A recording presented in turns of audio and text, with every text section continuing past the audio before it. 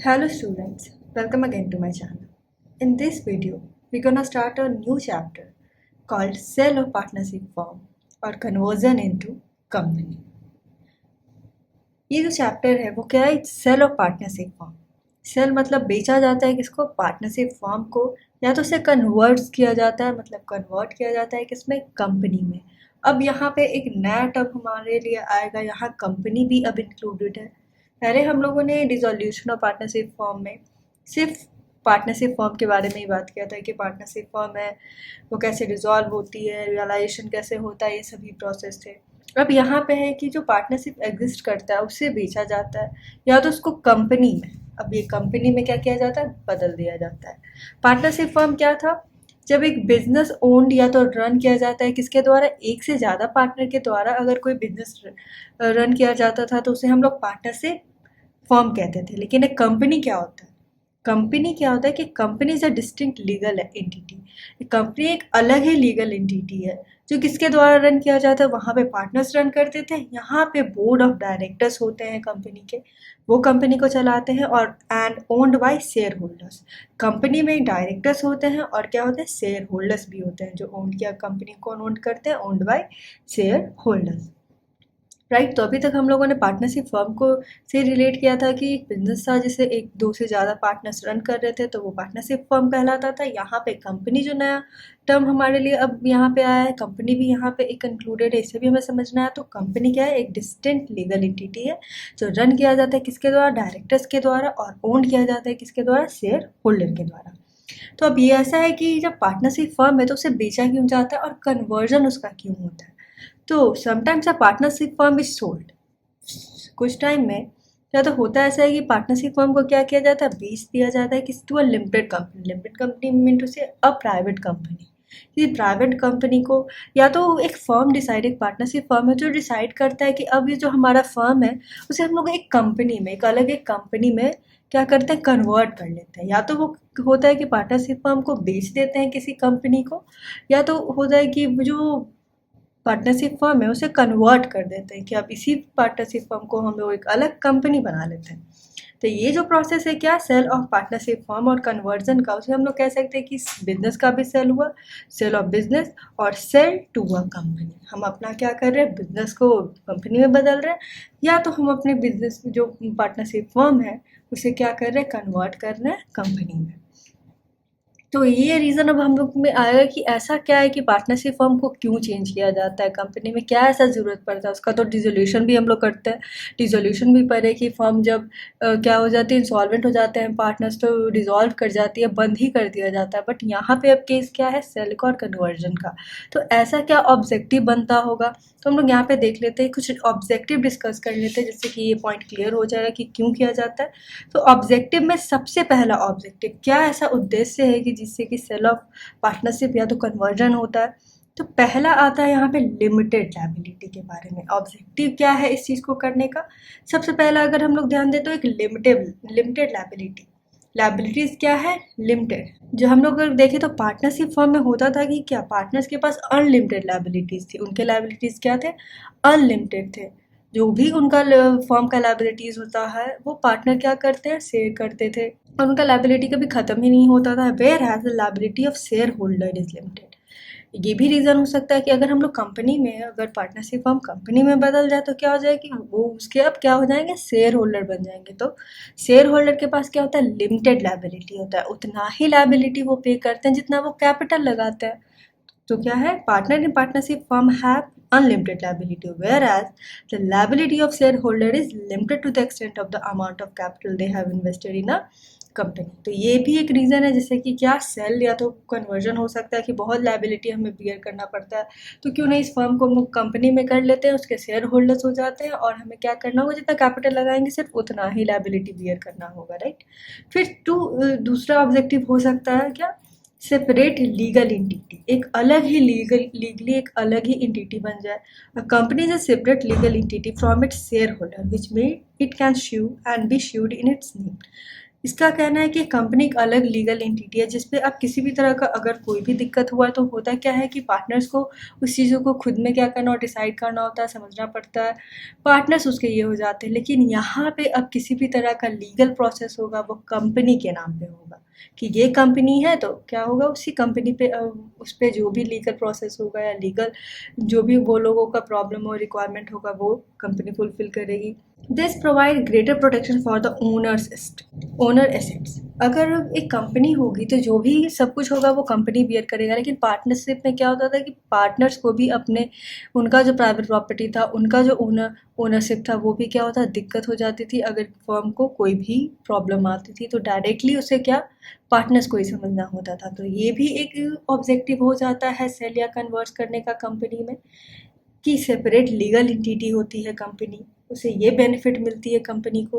उसके बाद ऑब्जेक्टिव है हमारे पास क्या, उसके पास एक ऑब्जेक्टिव हो सकती है रेजिंग कैपिटल रेज करना।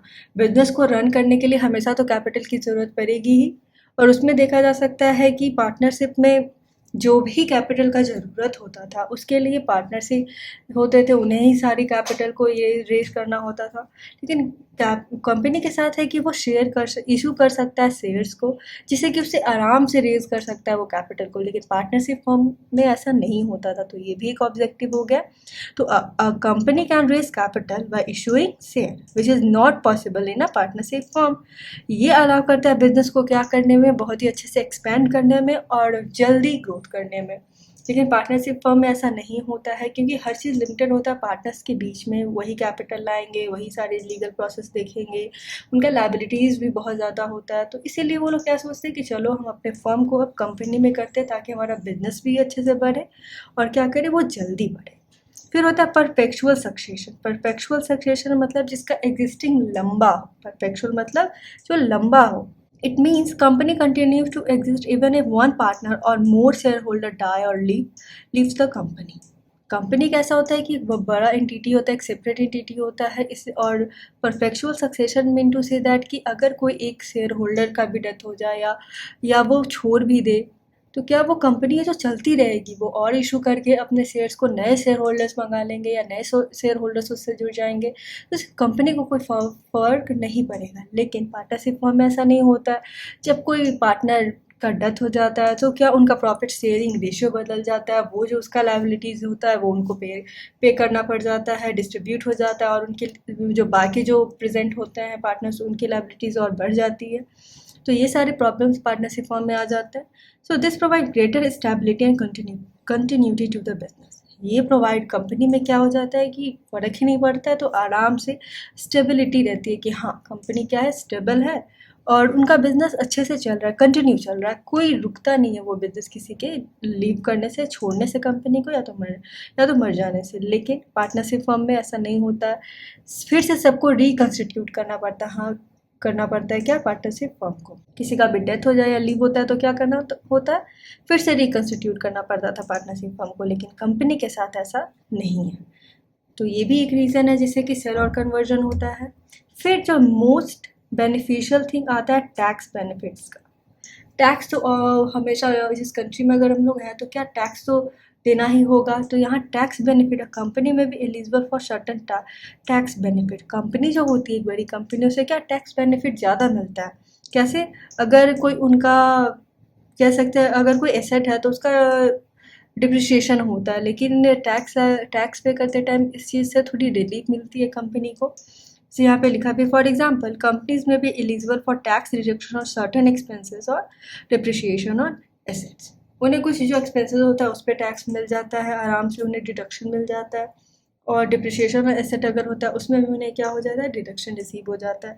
तो टैक्स बेनिफिट भी एक बहुत बड़ा रीज़न है जिससे कि क्या एक पार्टनरशिप सेल कर देती है अपने फर्म को किसी कंपनी को, या तो कन्वर्ट कर लेती है क्या किसी कंपनी में। ठीक है, तो ये हमारे ऑब्जेक्टिव से कुछ, सबसे पहले क्या था कि लिमिटेड लायबिलिटीज़ होते हैं, दूसरा था कि सेपरेट लीगल एंटिटी होता है, तीसरा था कि कैपिटल रेज करने में प्रॉब्लम नहीं होता, परपेचुअल सक्सेशन है, लंबे समय तक चल सकता है स्टेबिलिटी के साथ, टैक्स बेनिफिट ज़्यादा मिलता है कंपनी को। तो ये सारे ऑब्जेक्टिव्स होते हैं।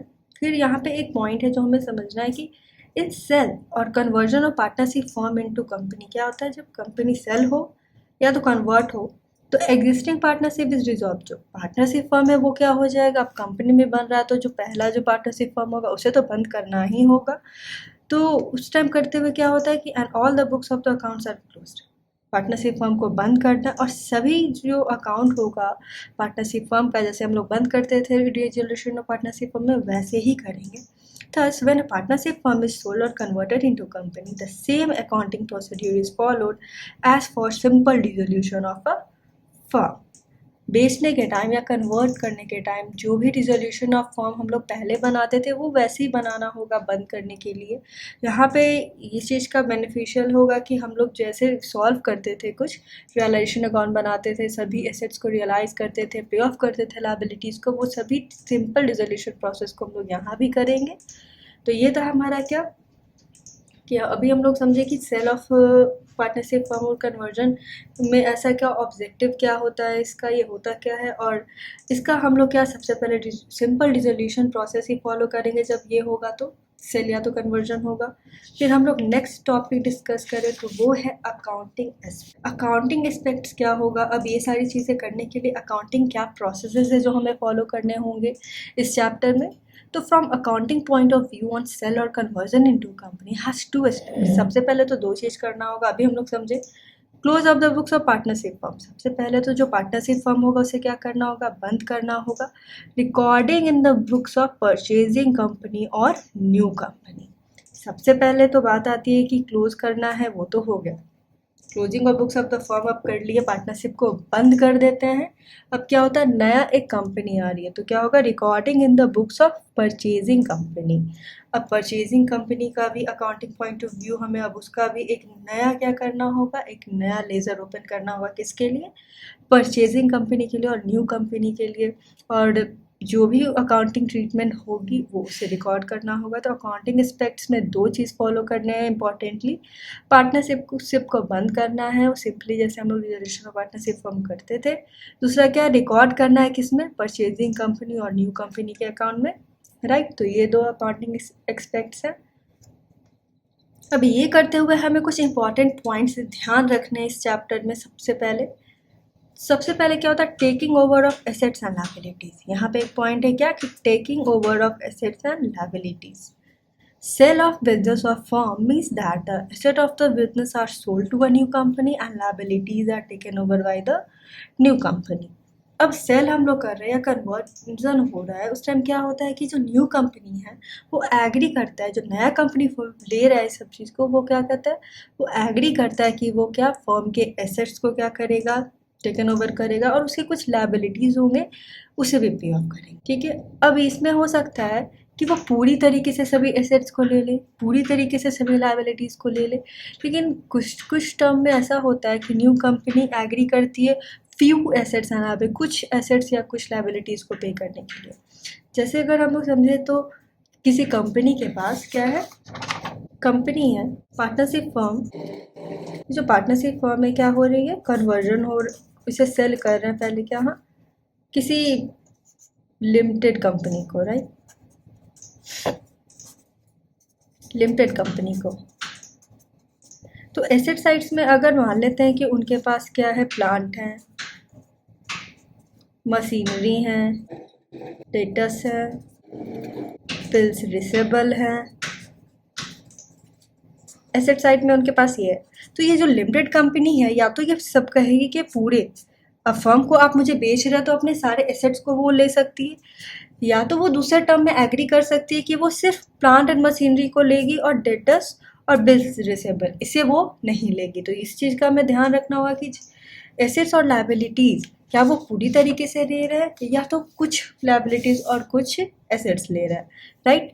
उसके बाद क्या है, परचेज कंसिडरेशन। अब हमें ये इस बात का ध्यान रखना है, परचेज कंसिडरेशन अब क्या होता है। परचेज कंसिडरेशन यहाँ पे आता है क्या, the amount paid by the purchasing company for the purchase of business to the vendor firm is known as purchase consideration. अब एक एग्जिस्टिंग पार्टनरशिप फर्म है जो बेच रही है किसी कंपनी को, तो जब बेच रही है तो उसे क्या होगा, उसे कुछ अमाउंट तो पे करने होंगे ना। तो परचेज कंसिडरेशन वही अमाउंट है जो एक परचेजिंग कंपनी क्या करती है, पे करती है डिजॉल्विंग फर्म को, उसे हम लोग क्या वेंडर फर्म भी कहेंगे। जो क्या हो रही है, वेंडर फर्म वो फर्म होती है जो क्या हो रही है, डिसॉल्व हो रही है, जो बेच रही है अपने पार्टनरशिप फर्म को, कंपनी को। तो परचेज कंसिडरेशन सिंपल क्या है कि वही अमाउंट है जो पेड करता है परचेजिंग कंपनी क्या के लिए, परचेज ऑफ बिजनेस। जो वो बिजनेस परचेज कर रही है किसका, वेंडर फर्म, डिसॉल्विंग फर्म को, उसे हम लोग परचेज कंसिडरेशन और परचेज प्राइस कहते हैं।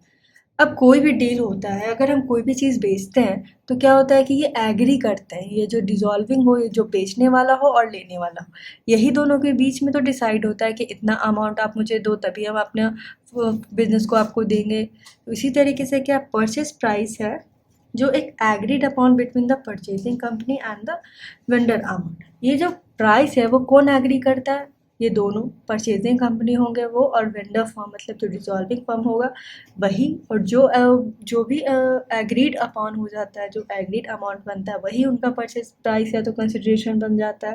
तो हमारा परचेज कंसिडरेशन बहुत ही सिंपली क्या है, ये परचेज कंसिडरेशन के बारे में हम लोग कहें तो ये परचेज कंसिडरेशन है, ये अमाउंट है वो पे करता है किसे, वेंडर फर्म को। वेंडर फर्म क्या होती है, वो फर्म जो डिसॉल्व हो रही है, जो बेच रही है किसे, अपने बिजनेस को, किसको, कंपनी को। इसे बेचने के लिए जो अमाउंट वो ये कंपनी पे करेगी किसे, वेंडर फर्म को अमाउंट पे करेगी, वही परचेज कंसिडरेशन बन जाएगा। अब ये परचेज कंसिडरेशन होता है कि या तो पूरी तरीके से किस चीज़ में दिया जा सकता है, परचेज का कंसिडरेशन तो अब हो गया कि एक क्या हो सकता है, एक अमाउंट बन जाता है। अब वो अमाउंट किस तरीके से पे हो सकता है, तो वो 3 तरीके से पे हो सकता है। ये परचेज कंसिडरेशन जो खरीदने वाली जो परचेजिंग कंपनी है वो किसी वेंडर कंपनी को 3 प्रोसेस में पे कर सकती है। सबसे पहला क्या हो सकता है, full consideration is paid in cash. या तो फुल कंसिडरेशन किस में हो जाएगा, कैश में। जो परचेज कंसिडरेशन या तो पूरी तरीके से कैश में दे देगा जो परचेजिंग कंपनी है। जैसे मान लेते हैं हमारे पास यहाँ पे ए एंड बी पार्टनर्स है किसी पार्टनरशिप फर्म को, पार्टनरशिप फर्म के, और वो सेल कर रहे हैं अपना कंपनी किसे, अपना ये जो फर्म है सॉरी सेल कर रहे हैं किसे, सी एंड डी लिमिटेड कंपनी को। ठीक है, तो वो कहेंगे कि जो परचेज कंसिडरेशन है या तो पूरी तरह कैश में दे दो। अब परचेज कंसिडरेशन वो दोनों के बीच में कितना डिसाइड कर लेते हैं, वो दोनों ने इस सब प्रोसेस को करने के लिए परचेज कंसिडरेशन मान लेते हैं यहाँ पे 1 लाख रुपीज़ का रखते हैं। अब ये 1 लाख रुपीज़ है वो सी एंड डी लिमिटेड कंपनी कैसे पे करेगी, या तो कैश में करेगी, या तो वो कहेगी ठीक है आप 1 लाख रुपया पूरी तरह कैश में ले लो, या तो कहेगी ये जो 1 लाख रुपया आप शेयर्स में ले लो। पहला तो हो जाएगा कि कैश में ले लो, या तो कहेंगे कि अगर वो कैश में पूरी तरह नहीं देते हैं तो कहेंगे शेयर्स में ले लो। ये जो 1 लाख रुपया है आप 50,000 रुपया शेयर्स में ले लो और डिबेंचर्स में ले लो, कुछ डिबेंचर्स ले लो कितने के, 50,000 के, तो आपके टोटल 1 लाख रुपीज़ बन जाते हैं, राइट। तो परचेज कंसिडरेशन या तो कैश में दे सकता है परचेजिंग कंपनी, या तो शेयर या तो डिबेंचर में दे सकता है कि 50,000 के आप शेयर ले लो, मतलब कितना होगा 5,000 शेयर्स ले लो, कितने रुपीज़ के, 10 रुपये के, तभी हो जाते हैं 50,000 रुपये। ठीक है, या तो कहेंगे आप डिबेंचर ले लो, मेरे ये जो कंपनी अब मेरी है उसमें क्या आप 50,000 का डिबेंचर ले लो। ठीक है, या तो तीसरा पेमेंट होता है partial in cash, partial in cash. अब 1 लाख रुपया है, या तो पार्शियल कुछ पैसे हम लोग क्या करते हैं कि आपको दे देते हैं कैश में, मान लेते हैं कि 30,000 रुपीज़ दे देता है क्या परचेजिंग कंपनी, कि आप कैश में ले लो, और रिमेनिंग जो है, जो रिमेनिंग अमाउंट है उसे शेयर्स में ले लो। तो रिमेनिंग अमाउंट है वो क्या, शेयर्स में। तो 1 लाख रुपीज़ जो परचेज कंसिडरेशन उन परचेजिंग कंपनी और वेंडर फर्म ने डिसाइड किया, तो 1 लाख रुपीज़ में क्या 30 रुपीज़ तो कैश में, तो कितना अमाउंट, जो 70,000 का ये जो अमाउंट होगा वो क्या कहेगा कि आप शेयर में ले लो। तो समझ में, तो यहाँ पे क्या था कि परचेज कंसिडरेशन, ये जो परचेज कंसिडरेशन है वो डिस्चार्ज कर सकता है जो परचेजिंग कंपनी है वो वेंडर फर्म को 3 तरीके से दे सकता है। Full consideration is paid in cash, या तो फुल कंसिडरेशन क्या होगा कैश में है, full consideration is paid in share है डिबेंचर्स, या तो शेयर में या तो डिबेंचर में। अगर वो कैश में नहीं देता तो कहेगा परचेजिंग कंपनी कि आप मेरे कंपनी के शेयर्स ले लो, और सिर्फ डिवेंचर्स कुछ है वो ले लो। फिर partial consideration paid in cash, partial तो कुछ तो कैश दे दिया जाएगा और जो अमाउंट बाकी है वो परचेजिंग कंपनी क्या कह सकती है कि आप रिमेनिंग शेयर्स में ले लो, जो शेयर है एक कंपनी के वो ले लो। तो ये क्या है, अकाउंटिंग एस्पेक्ट्स था जो हमें ध्यान रखना है। इसमें सबसे पहले तो क्या करना होगा कि क्लोजिंग ऑफ बुक्स और पार्टनरशिप फॉर्म, जो पार्टनरशिप फॉर्म है जो कंपनी को बेच रही है, तो सबसे पहले तो उसे अपना पार्टनरशिप फॉर्म बंद करना होगा, जो भी प्रोसेस है रिजोल्यूशन का वो करना होगा। फिर यहाँ पे एक नया क्या आएगा, परचेजिंग कंपनी। अब ये जो नई कंपनी आई है उसमें भी तो अब क्या करना होगा, रिकॉर्ड करना होगा सभी एंट्रीज को कि उसने कितना अमाउंट पे किया, कितना उसने कैश में जो किया हो या शेयर में डिवेंचर में, तो ये भी ध्यान रखना होगा। ये सारे पॉइंट्स है जो हमें क्या करने, ये 2 पॉइंट है यहाँ पे हमें ध्यान रखना होगा जब हम लोग क्या करेंगे, सेल ऑफ फर्म करेंगे। तो फिर यहाँ पे फिर हमारा क्या होता है, फिर यहाँ पे तीसरा जो आता है वो क्या है, distribution of shares and debenture among partners. Distribution of क्या, shares and debentures among partner, इसका भी हमें क्या करना है, ध्यान रखना। अभी हम लोगों ने 2 पॉइंट डिस्कस किए, तो ये तीसरा पॉइंट वही है कि distribution of shares and debentures among partner in shares and debenture given by the purchasing company. अब ये जो परचेजिंग कंपनी ने क्या शेयर भी दे दी और डिवेंचर भी दे दी, तो इसका क्या होगा, ये जो भी पार्टनर्स होंगे ना वो क्या करेंगे, वो डिस्ट्रीब्यूट करेंगे किसमें, एग्रीड रेशियो में। एग्रीड रेशियो में क्या कर लेंगे, शेयर्स एंड जो भी उन्हें डिवेंचर मिला है, तो पार्टनर्स कैपिटल अकाउंट हम लोग इसमें फॉर्म करेंगे और जो भी उनका सभी पार्टनर्स होंगे, अगर 3 पार्टनर है तो जो भी रेशियो होगा उसमें क्या करेंगे, शेयर और डिवेंचर्स को उन्हें डिस्ट्रीब्यूट कर दिया जाएगा। फिर फर्दर कहता है generally no provision is maintain in the partnership agreement. इसके लिए कोई पार्टनरशिप एग्रीमेंट में ऐसा कुछ तो नहीं रहता है कि हाँ आप सेल करोगे तब ऐसा कुछ। इसीलिए क्या होता है, in respect of division of shares को डिवाइड करने के लिए, डिवेंचर्स को करने के लिए क्या होता है, या तो प्रॉफिट शेयरिंग रेशियो जो होता है वो प्रीफर किया जाता है, या तो उनका जो फाइनल कैपिटल बैलेंस होगा। क्या होता है कि अगर कुछ भी मेंशन नहीं है क्वेश्चन में, तो then the shares are divided in the ratio of their final claims. जो उनका फाइनल क्लेम होगा उसमें उन्हें क्या करना होगा, उसमें वो डिस्ट्रीब्यूट कर लेंगे फाइनल कैपिटल बैलेंस में। राइट, उनका फाइनल कैपिटल बैलेंस या तो सिर्फ उनका कैपिटल बैलेंस होगा, या तो रियलाइजेशन करते टाइम जो प्रॉफिट होगा उसमें वो दोनों को प्लस करके जो भी रेशियो बनेगा क्या करेंगे, उसमें डिस्ट्रीब्यूट कर सकते हैं। तो ये था हमारा क्या, ये था हमारा ये 3 पॉइंट जो हमें ध्यान रखना है जब हम लोग क्या करेंगे, सेल करेंगे पार्टनरशिप फर्म को, किसमें, कंपनी में, जिसमें सबसे पहले तो आता है कि टेकिंग के over of assets and liabilities. अगर एसेट एंड लायबिलिटीज़ अगर पूरी तरीके से लिए जा रही है फर्म के द्वारा, या तो कुछ एसेट्स और कुछ लायबिलिटीज़ को वो पे कर रहे हैं, इसका ध्यान रखना होगा। सेकंड क्या है, परचेज कंसिडरेशन कैश में हो रहा है, कितना पार्ट शेयर में हो रहा है, कितना डिवेंचर में हो रहा है, ये सभी चीज़ों का हमें ध्यान रखना है। तो ये था हमारा क्या, एक न्यू चैप्टर जो है सेल और पार्टनरशिप फर्म से। आई होप आपको आज की वीडियो में इसका जो भी इंट्रोडक्शन कॉन्सेप्ट हो वो समझ में आएगा। फर्दर हम लोग जर्नल एंट्रीज डिस्कस करेंगे। So thank you for watching the video. Please stay tuned to the channel. Please like, share and subscribe the channel also.